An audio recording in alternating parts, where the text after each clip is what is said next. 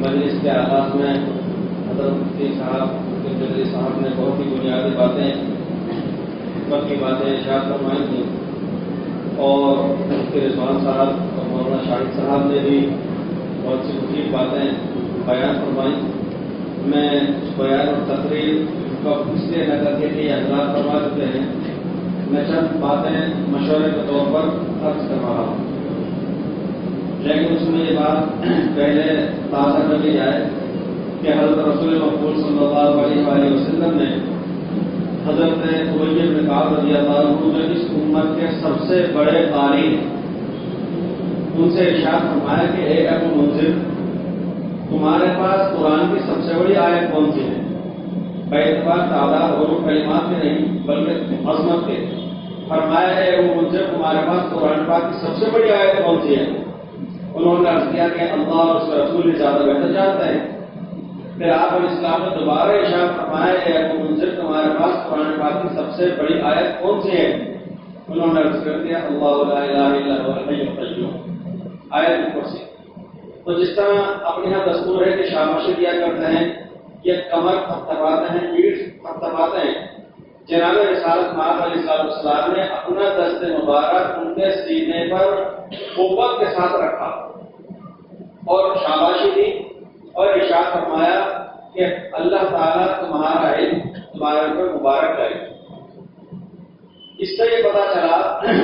کہ تشجیع کی جانی چاہیے, ہمت افزائی کی جانی چاہیے, شاباشی دی جانی چاہیے. اسی طریقے سے ایک موقع پر حضور پاک علیہ السلام نے دیکھا کہ مسجد میں ایک دیہاتی, ایک اعرابی کے پڑھے لکھے, جس کو آج اپنی عامیہ زبان میں کہہ دیا کرتے ہیں گنوار, آج کی موجودہ زبان میں اپن لوگ کہہ دیا کرتے ہیں,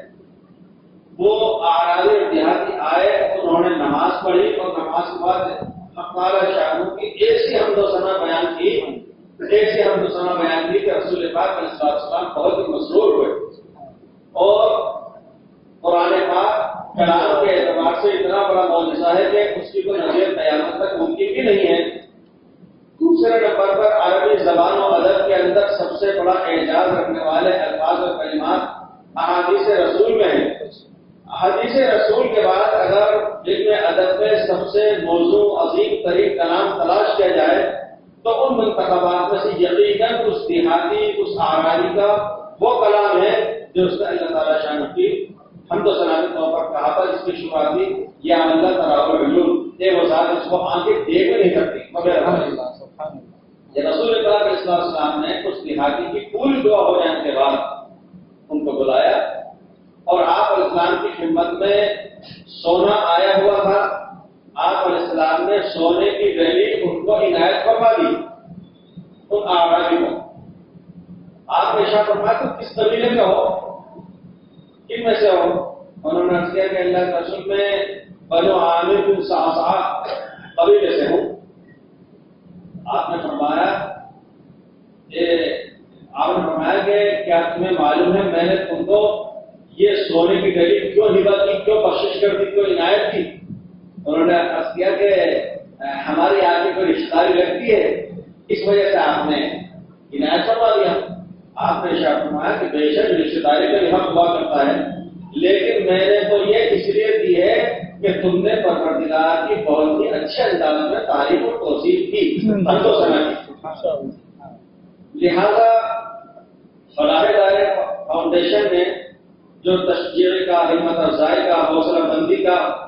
اور قربان چڑھانے کا جو انداز اختیار کیا ہے, مجھے احادیث نبویہ کی روشنی میں یہ بھلا اور اچھا معلوم ہوا. اور اب ایک گزارش میں یہ کرنا چاہوں گا کہ ابھی ہمارے بعض علماء حضرات جو آپ کے برادری کے سمجھ لیجیے کہ نونہال ہیں, پھول ہیں, کلیاں ہیں, وہ طالب علم سے عالم دین ہو کر کے تشریف لائے ہیں, مفتی ہو کر کے تشریف لائے ہیں. یہ بہت ہی زیادہ فخر کی, مباحات کی, خوشی اور مسرت کی یقیناً بات ہے. بات یہ تو ہے کہ ایک تو حضرات تو ہو کر کے آئے, لیکن تو ایک تو حضرات کی تعداد, یہاں پر آپ کوانٹٹی نہ دیکھیے, کوالٹی دیکھ لیجیے. تو اس بنیاد پر میں یہ بات عرض کرنا چاہتا ہوں کہ رسول پاک علیہ السلام نے اس وقت میں حضرت ابو موسیٰ اشعری رضی اللہ عنہ کو اور حضرت معاذ بن جبل رضی اللہ عنہ کو ملک یمن میں بھیجا. کیا کرنے کے لیے بھیجا؟ امام بنا کر بھی بھیجا، قاضی بنا کر کے بھی بھیجا، مفتی بنا کر کے بھی بھیجا، داعی بنا کر کے بھی بھیجا. بہت سارے ذمہ داریوں کے ساتھ ان کو بھیجا. چونکہ ایک ملک میں جا رہے ہیں، ایک علاقے میں جا رہے ہیں، وہ اپنے علاقے میں کچھ کام کریں گے، وہ اپنے علاقے میں کام کریں گے. تو آپ علیہ السلام نے ان کو نصیحت آمیز جملے ارشاد فرمائے، جن میں سے یہ ہے کہ بشرو ولا تنفروا، خوشخبریاں سنانا، بدعت دینے والی باتیں مت کرنا. جیسے کبھی کوئی گناہ گار ہو، آپ بتا رہے تو جہنم میں جائے گا سیدھا، تو وہ بالکل بیچارہ ڈر جائے گا، وہ سوچے گا کہ تو جہنم میں جانا ہے، پھر توبہ سے بھی کیا فائدہ.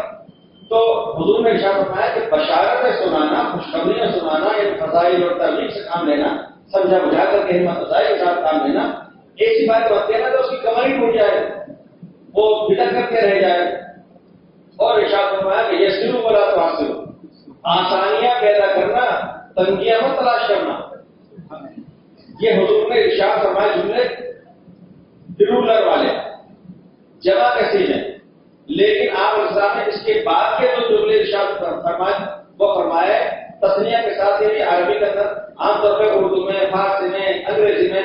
سنگولر اور پلورل دو ہوتے واحد ہو جاؤ، لیکن عربی میں ایک تیسرا بھی ہوا کرتا ہے جس کو تسنیہ کہتے ہیں، جو صرف دو کے لیے ہوا کرتا ہے. تو آپ نے پھر دو جملے ارشاد فرمائے اور تتابعا ولا تختلفا، تتابعا ولا تختلفا، کہ دیکھو آپس میں ایک دوسرے کے ساتھ میل جول کے ساتھ، مطابقت کے ساتھ، موافقت کے ساتھ مل جل کر کے کام کرنا، اختلاف رائے مت کر لینا. تو آپ اسلام نے پہلے جو چار باتیں ارشاد فرمائی، خوشخبری سنانا، بتانے والی باتیں نہ کرنا، آسانیاں پیدا کرنا، دشواریاں نہ کرنا، یہ ایک عمومی بات ارشاد فرمائی. لیکن چونکہ وہ دو جا رہے تھے، ایک علاقے میں جا رہے تھے، ممکن ہے کہ کبھی ان کا آمنے سامنا ہو، یا ایک آدمی ان سے مسئلہ پوچھ کے چلا گیا، ادھر میں مسئلہ پوچھ لے گا، ادھر نماز پڑھتے گیا ہو، ادھر جا کے کوئی نماز پڑھے گا، کچھ وہ اختلاف محسوس کرے دعا میں کے انداز میں کے تذکیرات میں، تو وہ بدعت کر کے نہ رہ جائے. کہیں ایسا نہ ہو کہ ادھر سے کوئی فیصلہ کرا دیا، ادھر سے کوئی بات دوسرے انداز کہہ دی. تو حکمت کے ساتھ آپس میں اس طرح مل جل کر کے رہنا، موافقت کے ساتھ، مطابقت کے ساتھ، اختلاف پیدا نہ ہو.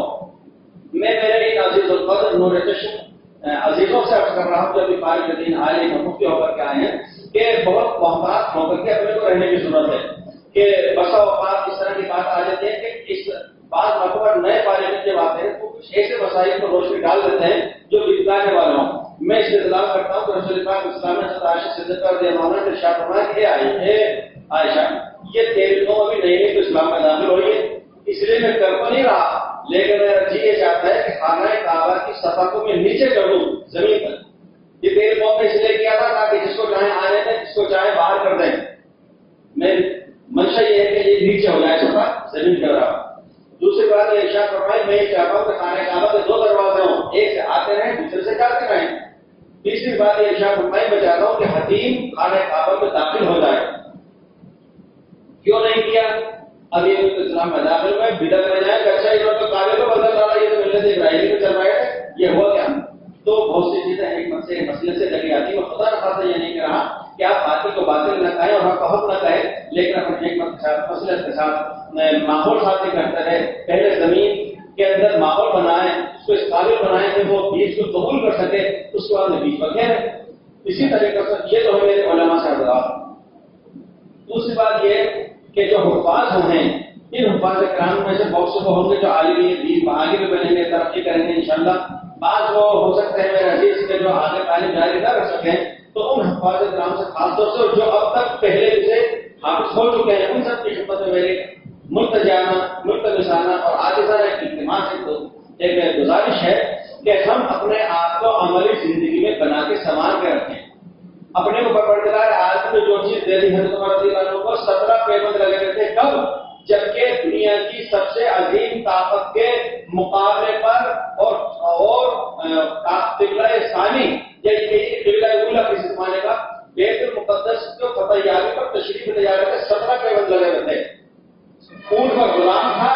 خود نگے لے کر کے چل رہے تھے. جب ان کو مشورے دیے گئے تو انہوں نے کیا فرمایا؟ پروردگار نے ہمیں جس بنیاد پر عزت دی ہے وہ اسلام ہے، تو اسلام کی اور عمل کی بنیاد پر ہمیں پروردگار نے عزت دی ہے، تو ہمیں میرے عزیزوں یہ نہیں دکھانے اپنے کو عملی زندگی کے اندر کے حافظ صاحب بن کر کے رہنا ہے، قاری صاحب بن کر کے رہنا ہے اور مولوی صاحب بن کر کے رہنا ہے۔ اس کے ساتھ ساتھ میں یہ گزارش کرتا ہوں میرے ان عزیزوں سے جو حافظ ہوئے ہیں کہ بھائیوں قرآن پاک پڑھ تو لیا، لیکن آپ آگے اگر تعلیم جاری نہ رہے تو کم سے کم کوئی کتاب سیرت کی اپنے پاس ضرور رکھیں، اپنے استادوں کے مشورے سے کوئی نہ کوئی ایک کتاب مسائل کی ضرور رکھیں اپنے علماء کے اور اساتذہ کے مشورے سے۔ اور اس کے ساتھ ایک آخری بات عرض کرنا چاہتا ہوں،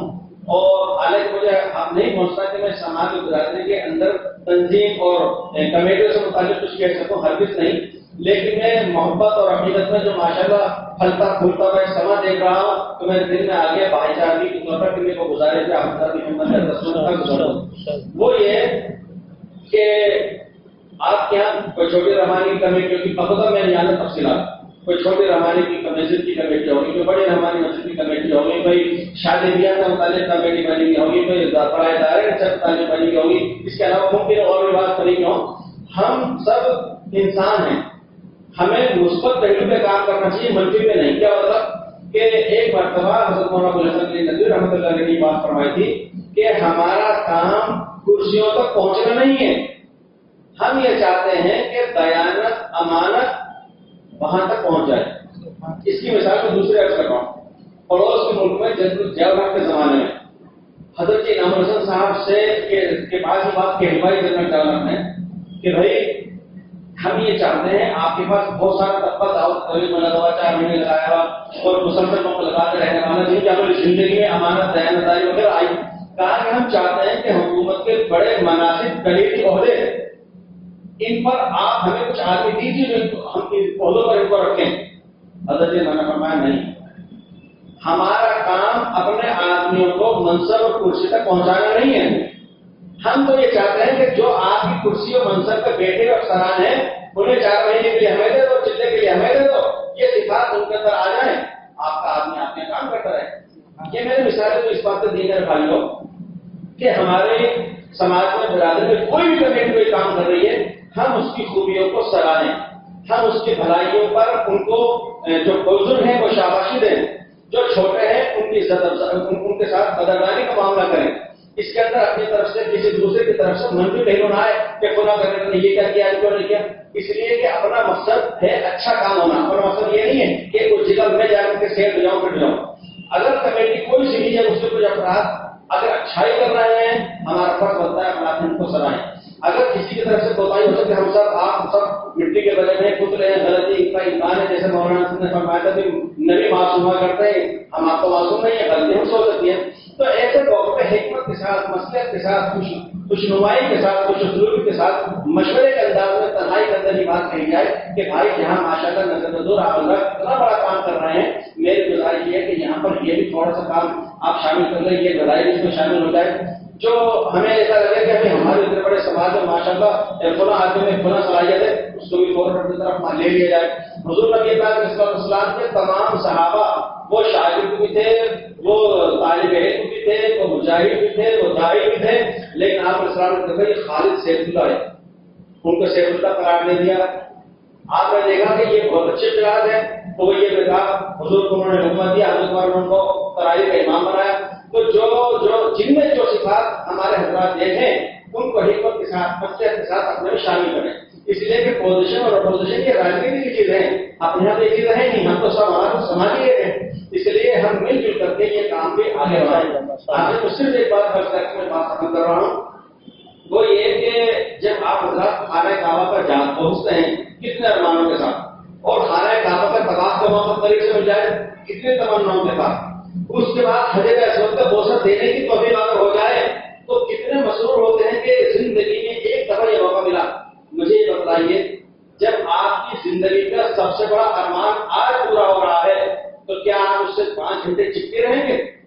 آپ کو یقیناً یہ خیال آپ عاشق ہیں، آپ عقیدت مند ہیں، اس سے آپ کو محبت الفت ہے، لیکن آپ چاہیں گے نہیں میں ہی عاشق تھوڑی ہوں، میرے پیچھے اور بھی تو کھڑے ہیں، ان کا بھی طرف بنتا ہے اس کو چومنے کا، اس کے لپٹنے کا، تو آپ اس کو بھی تو موقع دے دیتے ہیں۔ جب آپ مدینہ منورہ زیارت نبوی پہ حاضر ہوتے ہیں اور مسجد نبوی کے اندر 2 رکعت پڑھ کے اور روزہ انور کے ایکسیلنٹ جاریوں پہ حاضر ہوتے ہیں اور رسالت مآب علیہ السلام کی خدمت عالیہ میں آپ درود و سلام کا نذرانہ عقیدت پیش کرتے ہیں، تو میں جانتا ہوں کہ آپ کی آنکھوں سے یقیناً آنسو بہ رہے ہوتے ہیں، میں جانتا ہوں کہ یقیناً آپ کا رو رہا اس وقت میں کھڑا ہوا رہتا ہے، میں سمجھ رہا ہوں کہ آپ کا دل اس وقت میں درد رہا ہوتا ہے، آپ نہیں چاہتے کہ وہاں سے آپ کھڑ جائیں، لیکن آپ جانتے ہیں کہ آپ اگر امتی ہیں پیچھے والے اوپر ہیں، آپ عاشق رسول ہیں پیچھے تو لائن لگ رہے ہیں، آپ ان کو بھی تو موقع دیتے ہیں، تو میرے کو عزیز دوست، میرے کو بھائی جو ہم سے قرآن ہو کے آ رہے ہیں، آج ہو کر کے آ رہے ہیں، بھائی یہ مسجدیں اپنے یہاں ظاہر محدود ہیں گنتی کی ہیں، ہمارا بھی جذبہ ہو کہ ہم سب مل جل کر کے محبت کے ساتھ، حکمت کے ساتھ، اپنائیت کے ساتھ ایک دوسرے کو پڑھاتے ہوئے، ایک دوسرے کے ساتھ حصہ لیتے ہوئے، شمولیت کے ساتھ جس انداز سے ہو جائے اس کے اندر حکمت کے ساتھ کام کرتے رہیں، ہمارے برادری کے ساتھ سارے ساتھی کو موقع ملتا رہنا چاہیے، اور اس میں کوئی شک نہیں کہ ہم میں بہت سے زیادہ قابل ہوتے ہیں، لیکن قرآن پاک میں ثابت ہے کہ انبیاء کرام میں فضیلت درجے اونچے نیچے ہیں، یہ قرآن میں 30 پارے کی پہلی آیت میں یہ بتلایا گیا کہ ہاں ہم نے رسولوں میں فضیلت یہ درجے اونچے نیچے رکھے، حضور نے اس باوجود شاہ فرمایا لا تفضلون علی یونس بن متی، مجھے یونس بن متی میں بھی فضیلت مت دینا، تو جب نبیوں میں فضیلت یقینی ہے، قرآن بھی کہہ رہا ہے، حدیث بھی کہہ رہی ہے کہ نبیوں میں بھی درجے ہیں، لیکن ہمیں اور آپ کو تمہارا کیا ہے کہ مقابلہ رہے وقت میں نبیوں میں کون بڑا کون بڑا، اسی طریقے سے میں حسیلوں میں برادری اپنے ساتھیوں سے کر رہا ہوں کہ جو علماء جو حفاظ بن کے آ رہے ہیں، یقیناً کوئی 19 ہوگا، کوئی 20 ہوگا، کوئی 21 ہوگا، کوئی 71 ہوگا، ہم محبت سے عقیدت سے رہیں، سب کچھ رہیں، لیکن ہم اس طرح مقابلہ آرائی کا پہلو نہ بنائیں کہ کسی کی دلچسپی بھی ہو۔ پروردگار عالم ہمارے کہنے سننے کو قبول فرمائے، اور جو حضرات اس میں تقوی اور محنت اور جانشانی کر رہے ہیں اللہ تعالیٰ کی باتوں کو قبول فرمائے۔